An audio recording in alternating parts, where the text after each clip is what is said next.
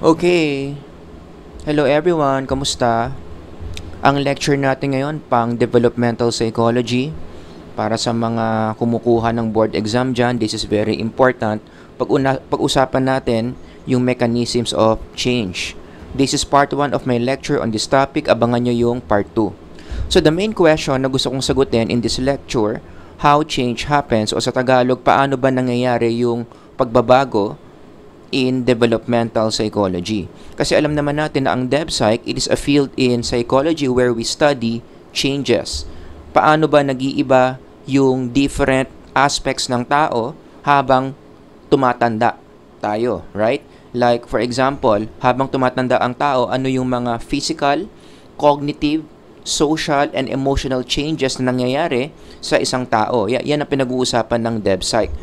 From point A, papunta tayo ng point B, we study that in developmental psychology. Parang yung sinasabi ni Paul sa Bible. 'Di ba? Ina-acknowledge ni Paul na merong DevPsych. Sabi niya, when I was a child, I talked like a child. I thought like a child. I reasoned like a child. When I became a man, I set aside children's ways. So, yung ganyang statement ni Paul acknowledges na talagang merong DevPsych na dapat pag-aralan. But ano yung mga mechanisms? Ano yung mga factors, forces in between points A and B that makes the movement possible? Yan yung pag-aaralan natin in this lecture. From infancy papuntang childhood, from childhood papuntang adolescence, from adolescence papuntang adulthood, ano yung mga nangyayari dito that enables the movement to a higher developmental stage? So, merong 4 na sagot dyan. Ito yung mga mechanisms that makes those changes possible. Maturation, environmental learning, social constructivism, and dynamic systems. Pero sa part 1 ng lecture natin ngayon, which is today, ang pag-uusapan lang natin numbers 1 and 2. So, simulan natin sa maturation. So, ano bang ibig sabihin ng maturation? Sequence of organismic changes. Ito yung mga pagbabago na nangyayari sa atin na may kinalaman sa genetic code natin. So, kaya pala ang tao nagbabago habang nagmamature, habang nag-age, kasi we are programmed to mature. We are biologically programmed para mag-develop tayo from a lower developmental stage papunta sa higher developmental stage. Yung instructions na yan nakasulat sa DNA natin. Meron tayong genetic programming na wala tayong magagawa but to mature. As time goes by, as long as we live in this world, habang tumatanda tayo, nagmamature yung mga aspects natin. Bakit? Nakasulat nga kasi yan sa genetic code natin. And one of the most important concepts in DevPsych in connection to this idea, yung tinatawag nating developmental milestones. Lahat ng tao may developmental milestones. Universal yan. Kasi lahat naman ng tao may DNA. So lahat ng tao may genetic programming. Lahat ng tao predisposed to develop in a specific sequence of maturation. Yun yung tinatawag nating developmental milestones. Ito yung mga expected abilities na dapat meron na tayo given a certain age. At yung mga expected abilities na yan, what determines that? Yan yung nakaprogram sa genetic code natin. Kaya kung pag-aaralan nyo in DevPsych yung motor development or how we mature in how we move, yung movements natin, paano tayo nakagalaw, paano mag-mature yung paggalaw natin mula paggapang, mula pagluhod, hanggang sa pagtayo, hanggang sa paglalakad ng mag-isa, merong fixed sequence yan that is universal. Lahat ng tao, ganyan ang pinagdaraanan. Meron na tayong mga physical capabilities na kayang gawin, expected na kayang gawin given a certain developmental age or developmental period. So sa ganitong age, dapat ito na yung mga physically na kaya mong gawin. Anong tawag doon? Developmental milestones. This is another picture that shows developmental milestones. So sa bawat square dyan, yan, bawat range dyan, halimbawa ito 6 months. Kapag ang tao 6 months na, hindi nyo lang makita masyadong maliit, zoom in natin, ito yung mga bagay na dapat kaya na niyang gawin. Pagpasok niya ng 12 months, ito yung mga dapat kaya na niyang gawin. 18 months, ito na yung mga dapat kaya niyang gawin. Again, anong tawag dyan? Mga developmental milestones yan. Ano ang mga physical things na kaya mo nang gawin given a certain age? Again, ano ang nagde-determine bakit lumalabas yung mga capabilities na yan under that age? Yan yung nakaprogram sa genetic code natin. Now, if you are a DevPsych student, bakit natin kailangan pag-aralan ang developmental milestones? Kasi ang practical use niyan, kapag na-master mo yung developmental milestones, memorize mo yung mga dapat na kaya na ng tao given an age, given a specific age, makaka-develop ka ng skill of detecting developmental delays. Para ma-detect mo na may mali, dapat master mo kung ano yung tama. Para ma-detect mo yung abnormal, dapat kabisado mo kung ano yung normal. So kapag na-master mo yung mga dapat na kaya na ng tao in this age, huling-huli mo kaagad na baka may developmental problem yung isang tao kapag hindi niya pinapakita yung mga capabilities na dapat kaya na niya in that particular age. So this is a good table to illustrate what I'm talking about.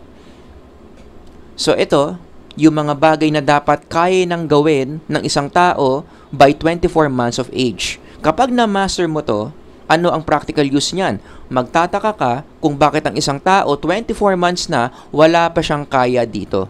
It will raise a red flag na baka meron siyang developmental delay na dapat nang bigyan ng intervention. See? So yun yung benefit niyan. Kapag master mo lahat ng capabilities given a certain age, physically, cognitively, linguistically, socially, huling-huli mo kung may problema ba sa development ng tao. Again, ulitin ko, kapag hindi mo nakita yung mga yan, given a certain developmental age, yan ang clue na baka may developmental problem yung tao.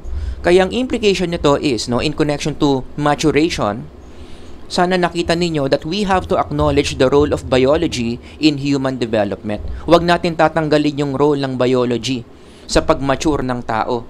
Merong mga patterns of maturation yung tao, kaya siya naging ganon kasi yun yung genetic programming niya.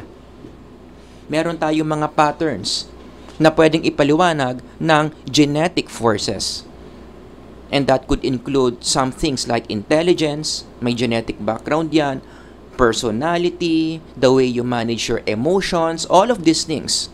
May mga tao na ganito yung pattern nila because of what they inherited genetically. Kaya ang isang skill na dapat nating i-apply in connection to that idea that we have patterns that can be explained biologically or genetically, dapat nating intindihin yung tao in their genetic level. Hindi lahat ng patterns ng tao natutunan niya. Kasi yan yung tendency natin in our society. When we explain the behaviors of other people, lagi natin sinasabi, kasi may nagturo sa kanyang ganyan. Kasi na-impluwensyahan siya na maging ganyan. Kaya naninigarilyo yan. Kasi yung best friend niya naninigarilyo din. Kaya alcoholic yan. Kasi yung tatay niya alcoholic din. Although meron din namang sense yung mga ganong statements, but human behaviors, human thoughts and emotions are not purely social. Meron ding genetic influence sa psychology ng tao. Kaya nga yung iba nga ang ginagawa pa to really understand a person in the genetic level, ina-analyze yung family background. Talagang tinitignan yung family tree para mas maintindihan why the person is like this. Lalong-lalo na when we talk about developmental psychopathologies. Para maintindihan mo bakit ang isang tao meron siyang abnormal condition, it helps kapag alam mo saan nanggaling. And most of the time, ang isang psychological abnormality, lalong-lalo na yung may genetic factor, most likely, kaya meron yung taong genetic developmental abnormality kasi meron siyang genetic na na-inherit. Makikita mo yan kapag ina-analyze mo yung family tree ng taong yon. So, mas maintindihan mo siya na, kaya pala siya may ganyang pattern. Kaya pala siya may ganyang abnormal pattern kasi it runs in the family. Ang isa pang application dito, in connection to the influence of genes to development, mahalaga talaga magpa-genetic counseling. Lalong-lalo na for couples. 'Di ba? Ang genetic counseling kasi, ito yung mga questions na kayang sagutin. Lalong-lalo na sa mga magjojowa. Are they genetically compatible? Believe it or not, may mga ganyan. Magjowa sila, mahal nila yung isa't isa, pero ang problema hindi sila genetically compatible. So ang mangyayari dyan in the future, pag nag-anak sila, mataas ang risk, mataas ang chance na may mga developmental problems yung offsprings nila. Yan. Kaya mahalaga talaga yung genetic counseling. Unfortunately, in our culture today, hindi masyadong tinitignan yung genetic side of the relationship because our relationships in our society highly romanticized. Parang ang nagmamatter lang is mahal ba natin yung isa't isa, and that's it. Pero if you understand DevPsych, now you know there's another angle to look at. Hindi lang sapat na mahal nyo yung isa't isa. Dapat tinitignan din, are they genetically compatible for each other? Kasi kapag nalaman yan earlier on, mas maraming problema ang pwedeng maiwasan. Pag nalaman yung hindi kayo genetically compatible, mataas yung risk na yung anak nyo baka magkaroon ng genetic abnormality o makakapagplano kayo what to do ahead. Hindi yung nabibigla kayo na yung anak nyo nung lumabas biglang may ganitong condition. 'Di ba? So mas makakapaghanda kayo. Mangyayari lang 'yan kapag nagdaraan sa genetic counseling. Kaya ako dito gusto ko to i-implement bago ikasal.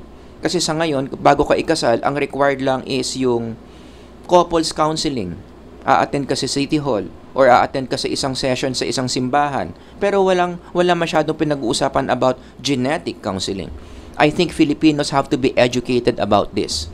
And by the way, in the Philippines, marami naman tayong mga institutions na nag-o-offer niyan. Hindi lang ganun kasikat. Kasi nga, yung genetic counseling, hindi siya sexy pakinggan. Hindi siya culturally appropriate to be part of the romantic picture.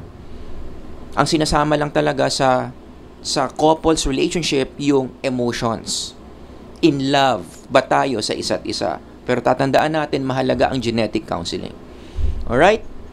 So lahat yan, yung sinabi ko, all those ideas, under yan ng maturation. Grabe, no? So, ang bottom line lang sa maturation, ang tao nagde-develop from lower stage to a higher stage. Bakit? Because of genetic programming. Talagang kusa tayong nagde-develop kasi yun ang nasa genetic code natin. Now, let's move on to number 2, environmental learning. Bakit tayo nagde-develop? How are we able to move from point A to point B? From infant ways to child ways. From childish ways to adolescent ways. Meron kasing environmental learning wherein yung development is made possible by the environment. Panglabas. Kanina loob. Nasa loob ng DNA natin. Ngayon sa labas. Kung ano ang nasa labas ng environment natin. And whenever we say labas ng environment, ano ba yon? Ano ba yung agent that makes that possible? Yung ibang tao. So people around us, malaki ang influence nila in helping us develop from a lower stage to a higher stage. One good example of this would be yung konsepto ng imitation. Yan. For those of you who are reading DevPsych textbooks, I'm sure nabasa niyo na yung study ni Andrew Meltzoff. Wherein, in that study, si Andrew Meltzoff, he made faces in front of newly born babies. Ayan, as you can see in the picture, i-zoom in natin. So, nagme-make siya ng face, tinitignan siya ng baby. Lumabas yung dila niya, nag-open yung mouth niya, nagnguso-nguso siya dito, and then the babies were just looking. Again, these are neonates. Mga bagong panganak na sanggol. But what happened? As time went by, around 1 week, etong mga babies na to, nakita sa camera na kahit wala si Andrew Meltzoff, ano nangyari? Ginaya nila yung nakita nilang muka 1 week before. So, what explains that? Bakit yung baby na to naglalabas na ng dila, ngumanganga na, nagngunguso na? Hindi naman sila dating ganyan. What enabled that movement? From not knowing to knowing these things, the presence of the social agent, imitation. Ginaya nila yung ways of people around them. Another example, no, about environment influencing our development, yung kay Lev Vygotsky, yung theory niya on zone of proximal development. In summary, anong ibig sabihin ng zone of proximal development? Nagde-develop tayo kapag ginagawa natin ang mga bagay na hindi natin kayang gawin mag-isa habang inaalalayan tayo. Mahalaga yung yellow words na yan. Diyan nanggagaling ang development. Habang inaalalayan tayo ng ibang tao, we become better in what we do. Yung dati-rati nating hindi natin kayang mag-isang gawin, kapag inalalayan tayo, maya-maya, kaya na natin gawin mag-isa. Yun yung tinatawag na zone of proximal development. Your movement from something that you cannot do alone, papunta sa you can now do it alone. Yun yung zone na kino-cover mo. So as you can see here in the diagram, i-zoom in ko, no? Ito yung hindi mo kayang gawin mag-isa. Nagagawa mo lang to kapag sinamahan ka ng teacher mo, kapag sinamahan ka ng pinsan mo na mas mature sa'yo, kapag sinamahan ka ng someone who is better than you in drawing. But as time goes by, habang inaalalayan ka niya ng taong to who is better than you, ano nangyayari? Nagde-develop ka. Tumataas yung skills mo to the point na lalaki yan. Lalaki yan. Maya-maya, these are now the things that you can do unaided. Lumaki, nag-expand. Dati-rati, ito lang yung kaya mo. And nagmamature ka, nagde-develop ka, inaalalayan ka ng ibang tao sa paligid mo, lumaki. Now, the number of things that you can do without being helped mas dumami. Okay? Some examples, para mas konkreto tayo, ganyan sa pag-aaral ng pagbabike eh. Sa una, syempre yung bata, alalayan muna yan ng parents, specifically the dads. Madalas, ang mga dads yung nagtuturo sa pagbabike. So una, yung bata, hindi niya kaya magbike hanggat wala yung daddy niya na aalalay sa kanya. But what happens, as time goes by, habang yung daddy binibigyan ng feedback yung anak, magpedal ka lang magpedal, gawin mo yung balance mo, ayusin mo, huwag kang mambabangga ng mga tao, control mo lang yung speed mo, dapat yung kamay mo lagi nakaabang sa brake. The more the child absorbs these feedbacks, ano nangyayari? Maya-maya, kaya na niyang magbike mag-isa kahit wala yung tatay niya. O, minsan nga magbabike pa yan ang hindi nagpapaalam sa tatay niya. O, ganun na siya kagaling magbike. O, ito, more psychological example, language learning in infants reflects that principle. Ang bata, aalalain muna siya ng parents niya sa language. Kakausapin muna siya ng kakausapin ng parents niya using words. O, hindi kaya gawin niya ng bata mag-isa. O, but what happens, as time goes by, unti-unti, yung bata, kaya na niya mag-initiate ng language kahit walang parents. Kaya, in development, there is a point na yung bata, meron na siyang private speech. Yung parang kinakausap niya yung sarili niya mag-isa. That is an indication na yung parent, naalalayan niya ng maayos yung language development ng bata. Another example, no, sa zone of proximal development, pwede mo rin itong i-apply sa moving on. O, meron kang jowa, 8 years, bigla kayo nag-break, pinagpalit ka sa iba. O, ano nangyari? Buti na lang may best friend ka. Ano ginawa ng best friend mo? Inalalayan ka na ipagpatuloy yung buhay mo na wala na yung ex mo. Kasi hindi mo dati kaya mag-isa yun eh. Talagang nadidepress ka kapag ikaw lang mag-isa. Eh yung best friend mo, sinalo ka. Inaalalayan ka niya na maging okay ulit. O, hanggang sa darating yung point na okay ka na ulit, kahit wala yung best friend mo, kaya mo nang mabuhay nang wala yung ex mo. O, panoorin niyo yung movie na ito, yung bakit hindi ka crush ng crush mo. Yan yung story niyan eh. Etong si Sian Lim, tinuturuan niya ito, si Kim Chu, na mag-move on. But in the process, habang tinutulungan niya na mag-move on si Kim Chu na in love kay Sian Lim. O, yun yung story noon. Pero yung idea, zone of proximal development, inaalalayan mo yung tao for him or her to be better in doing something. And by better, it means they can do alone or they can do something alone without being guided. Oh, kaya in connection to this, no, yung moving on, kaya ang Biblia, ginagamit din ang zone of proximal development.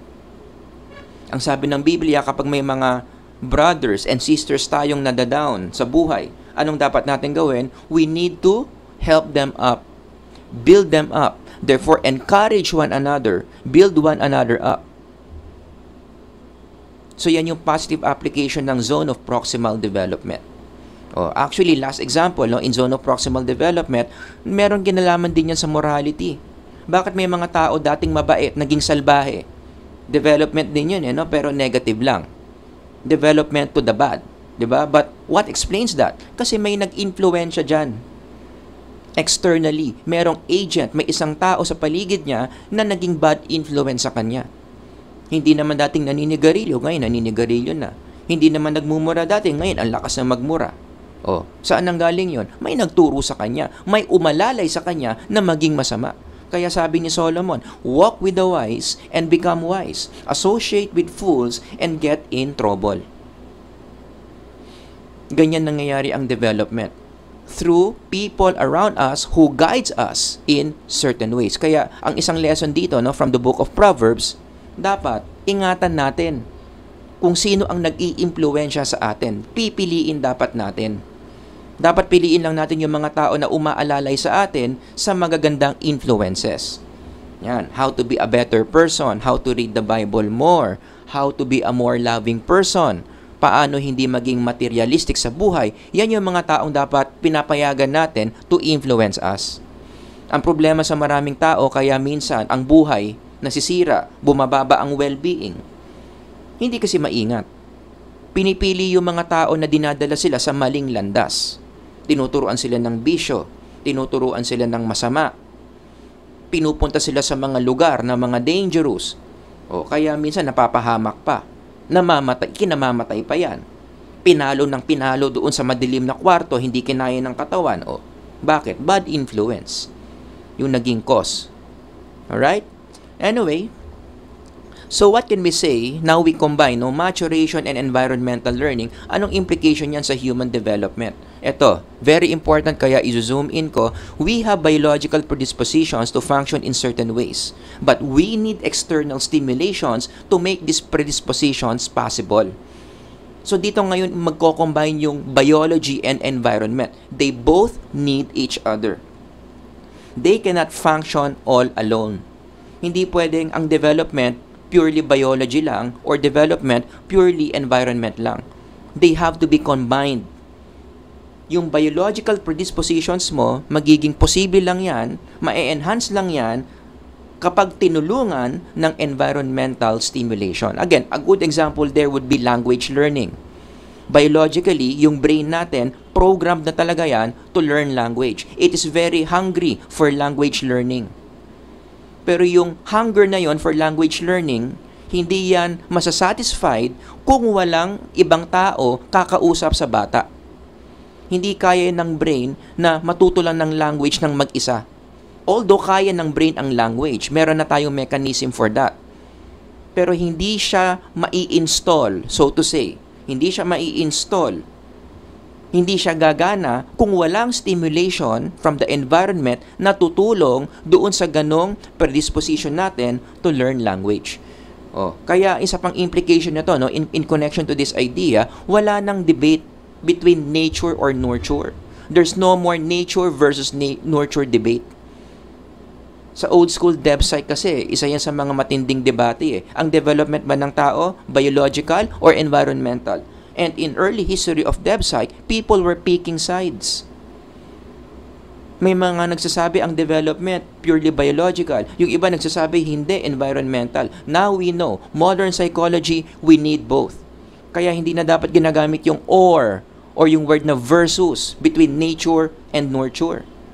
It's not nature versus nurture, it's nature plus nurture.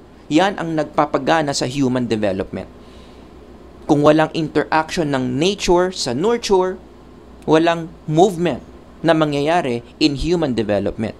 Hindi ka makaka-move from prenatal to infancy, from infancy to childhood, so on and so forth. Pero meron akong gusto nyong ma-realize in this lecture, between nature and nurture, aminin natin, mas madaling kontrolin yung nurture.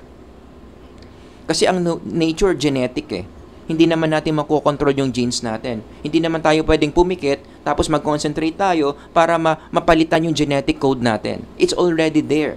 Once we inherit it, it's there. Kaya between nature and nurture, mas madaling kontrolin ang nurture. Kasi ang nurture, yan yung environment natin. Kaya sa DevPsych or even in clinical psych, mas maraming interventions na ginagawa na ang purpose ng interventions na yon is modification. May mga binabago sa environment ng tao para mas maging maganda yung mental health ng tao. Diba? That's one of the most important skills that a DevPsych major should learn. Dapat marunong tayo to identify what is the right kind of stimulation given a person's genetic profile. Nagkakaroon ng problema sa development kapag may mismatch. Hindi tama yung pag-stimulate mo from the environment given the genetic profile of the person. Kaya nga, sabi ko, dapat pag-aaralan mo yung genetic profile muna. From there, doon ka ngayon magde-design kung anong klaseng intervention yung ibibigay mo doon sa tao. One example, although meron ako next example dito, ito ngayon ko lang naisip to, depression.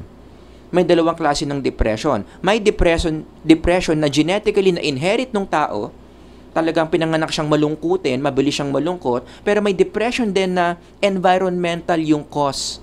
Kaya siya na-depress kasi na-impluwensyahan siya ng mga tao sa paligid niya na maging depressed. Now, given that, dapat iba yung intervention na ibibigay mo sa depressed na tao na genetically na-inherit niya yon versus intervention doon sa tao na na-depress siya because of environmental reasons. See? Hindi pwedeng yung intervention mo sa tao, one size fits all. Dapat tugma lagi sa genetic profile ng tao. Isa pang example dito, no? Ito yung original example ko sa education. A good question to ask is education giving the right stimulation to a student? Alam naman natin na ang intelligence, which is very important for education, highly genetic yan. May mga tao na malakas ang intelligence, merong mga average, meron din naman mga poor. Saan nila nakuha yun? Ba't ganun yung intelligence nila? May contribution yung genetics. Although hindi 100%, may contribution din yung environment. But let's focus muna doon sa genetic side. Yung current system ng education natin, it violates this principle Diba? Kasi kung isipin mo yung education natin, education system natin, one size fits all. Ito yung curriculum. Ito yung mga ituturo. Ito yung mga test. Ito yung pacing. Dapat mabilis tayo kasi trimestral tayo. Now, that is one template of education. Ilang estudyante mag-e-enroll under that kind of curriculum? Marami, hundreds, even thousands. Pero yung hundreds of students na yon, hindi sila pare-pareho ng genetic profile. Which explains why iba-iba ng intellectual abilities yung mga estudyante inside the school. And you know that, especially for those of you na may experience sa school. Iba-iba tayo ng kakayanan intellectually. Meron talagang matalino, meron talagang mga medyo mababagal. Saan galing yon? From their genetic profile. Pero yun na nga ang problema. Iba-iba pala ng genetic profile yung mga estudyante in connection to their intellectual ability, pero yung curriculum na ginagamit, isa lang. Lahat ng mga estudyante na yon, na iba-iba ang genetic profile, walang choice but to undergo that curriculum. Yun yung curriculum Sila ngayon yung mag-adjust doon sa curriculum. Nagigets ninyo? How is this incompatible with this idea that I shared a while ago? Na dapat custom-made, tailor-fit yung stimulation sa genetic profile ng tao. Kaya kung susundin natin tong idea na to, going back to my example on education, ang solusyon dito, we need to customize the curriculum in connection to a student's intellectual ability, which again does not happen in our society today. And we understand also why, for practical reasons. Kasi imaginein mo, halimbawa, meron kang 100 students na naka-enroll, tapos iba-iba sila ng genetic profile on their intellectual ability. Sabihin natin, merong pitong genetic profiles in connection to their intellect. Ibig sabihin ba nun, magde-develop ka ng 7 different curriculum, 7 different syllables? Yung mga teachers ba, ibig sabihin, sasabihin mo sa kanila to teach in 7 different ways? Now, that would be impractical. So, we also have to balance that. So, hindi ko na i-discuss dito paano solusyonan yan. Hindi naman kasi yun yung point ng lecture. Pinapakita ko lang sa inyo yung idea na although alam natin na ito yung dapat gawin, i-custom fit yung genetic background sa environmental stimulation, pero mahirap gawin practically. Kaya naalala ko, no, kapag tinuturo ko to, yung mga examples ko, sila Bill Gates, Thomas Edison, si Steve Jobs. These are examples of guys na naka-experience ng mismatch stimulation. Iba-iba sila ng genetic profile, pero yung genetic profile nila in connection to their intellect, no, hindi tugma sa traditional education that they were put into. Kaya ang naging reaction nila towards the education system hindi ganun kaganda. Instead of approaching the educational system, anong ginawa nila? They move away and they educated themselves. Kinostom fit nila yung sarili nilang education for themselves, and look at what happened to them. Naging magaling silang mga tao. Yan yung nangyayari kapag tugma, appropriate yung environmental stimulation sa genetic background nung tao. Lumalabas talaga yung potential nila, nare-realize, na-actualize yung mga potentials nila. Alright? But let me just close this lecture by saying na although yes, dapat iba-iba yung klase ng environmental stimulation that we give to people given that they have many genetic profiles, merong isang klase ng environmental stimulation na sa tingin ko pwedeng one size fits all. Kahit ano pang background mo genetically, etong klaseng environment na to will benefit all human beings. And I call this the positive environment. You cannot go wrong with positive environment. Kahit ano pa yung genetic background mo, lagi ka, sure ball, magbe-benefit from a positive environment. Kaya sabi ko dito, positive environment always work. No, sorry, typo lang to, no? Dapat to environment. And one of the passages in the Bible na nagre-reflect ng positive environment would be from the book of Romans. Diba? Ano sinabi sa book of Romans? Yung description ng positive environment. As I read this passage, I want you to imagine kung ano ang magiging epekto nito sa mga tao, regardless of their genetic background. Love must be sincere, hate what is evil, cling to what is good, be devoted to one another in love, honor one another above yourselves, never be lacking in zeal, but keep your spiritual fervor, serving the Lord. Be joyful in hope, patient in affliction, faithful in prayer, share with the Lord's people who are in need, practice hospitality. Bless those who persuade you, bless and do not curse. Rejoice with those who rejoice, mourn with those who mourn. Live in harmony with one another. Do not be proud, but be willing to associate with people of low position. Do not be conceited. Do not repay anyone evil for evil. Be careful to do what is right in the eyes of everyone. If it is possible, as far as it depends on you, live at peace with everyone. Do not take revenge, but leave room for God's wrath. For it is written, "It is mine to avenge, I will repay," says the Lord. Imagine niyo kung ito yung kultura, ito yung environment ng mga tao. Regardless kung negative man yung genetic background mo or positive, lagi kang magbe-benefit dyan. Kung pangit man yung genetic quality na ina-inherit mo, pero ganito yung environment mo, ano mangyayari? Hindi masyadong lalabas yung effect. On the other hand, kung maganda naman yung na-inherit mo na genes, at ganito yung environment mo, ano mangyayari? Lalong ma-enhance, lalo kang gagaling na tao. Lalong lalabas yung talent mo. So you can never go wrong given this kind of positive environment. So ito yung exemption ko ng environment na pwedeng one size fits all. Pero itong education, going back, sa tingin ko dapat nating pag-isipan to. Kasi marami mga estudyanteng naiiwan sa education because of this approach. No, the one size fits all approach. Okay? So anyway, diyan natatapos yung lecture natin on part 1 on mechanisms of change. Sana marami kayong natutunan. If you have any questions, comments, or some other examples in connection to this lesson, ilagay nyo lang dyan sa comment section. Sir Howard here. Hanggang sa susunod na lecture. God bless everyone. Bye-bye.